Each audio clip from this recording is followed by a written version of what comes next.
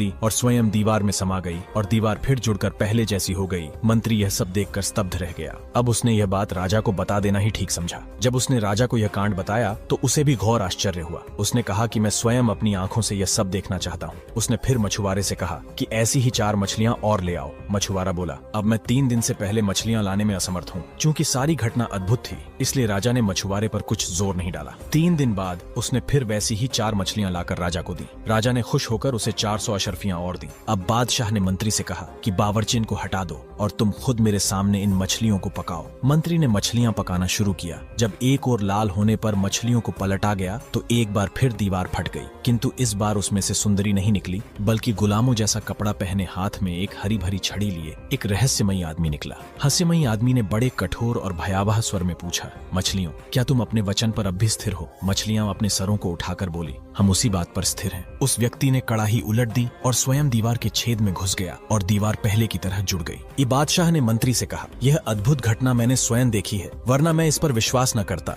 ये मछलियां भी साधारण नहीं है। मैं इस रहस्य को जानने के लिए बड़ा उत्सुक हूँ। यह कहकर उसने मछुआरे को फिर बुलवाया और उससे पूछा कि तू यह रंगीन मछलियां कहाँ से लाया था? मछुआरे ने बताया कि मैंने उसे उस तालाब से पकड़ा है जिसके चारों ओर 4 टीले हैं। बादशाह ने मंत्री से पूछा, तुम्हें मालूम है कि वह तालाब कहाँ है? मंत्री ने कहा, मैं 60 वर्ष से उस ओर शिकार खेलने जाता रहा हूँ, लेकिन मैंने ऐसा तालाब न देखा न सुना। अब बादशाह ने मछुआरे से पूछा कि वह तालाब कितनी दूर है और क्या तू मुझे वहाँ ले जा सकता है? मछुआरे ने कहा, वह तालाब यहाँ से 3 घड़ी के रास्ते पर है और मैं आपको जरूर वहाँ ले जाऊंगा। उस समय दिन कम ही रह गया था, किंतु बादशाह को ऐसी उत्सुकता थी कि उसने अपने दरबारियों और रक्षकों को शीघ्र तैयार होने की आज्ञा दी। फिर वह मछुआरे के पीछे पीछे चल दिया और उसके बताए हुए पहाड़ पर चढ़ गया। जब वह पहाड़ के दूसरी ओर उतरा तो वहाँ बड़ा विशाल वन दिखाई दिया। यह वन पहले किसी ने नहीं देखा था। फिर बादशाह और उसके साथियों ने वह वन भी पार किया और सब लोग उस तालाब के किनारे पहुंच गए जिसके चारों ओर 4 टीले थे। उस तालाब का पानी अत्यंत निर्मल था और जिन 4 रंगों की मछलियां उसे मछुआरे से मिलती थीं, वैसी अनगिनत मछलियां उस तालाब में तैर रही थीं।